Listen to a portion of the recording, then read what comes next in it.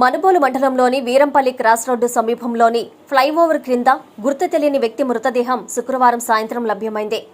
మృతుడి వయసు సుమారు 40 నుంచి 50 సంవత్సరాల మధ్య ఉండవచ్చని ప్రాథమికంగా అంచనా వేస్తున్నారు. సమాచారం అందుకున్న ఎస్ఐ శివరాకేష్ ఘటనా స్థలానికి చేరుకొని పరిశీలించారు.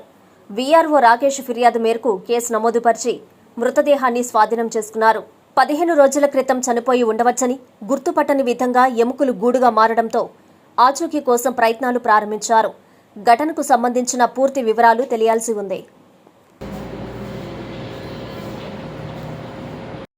ప్రపంచ స్థాయి రోబోటిక్ సర్జరీలు మన నెల్లూరు నారాయణలో 26 సంవత్సరాల సంస్థాగత అనుభవం, సాంకేతిక ఆధారిత వైద్య సేవలు, ప్రామాణికత, నాణ్యత మరియు నిబద్ధత, అధునాతన 3D high definition visualisation, surgeon పూర్తి నియంత్రణలో పనిచేసే multi articulated robotic arms, millimetre స్థాయి ఖచ్చితత్వం, మెరుగైన ఎర్గోనామిక్స్ మరియు స్థిరత్వం.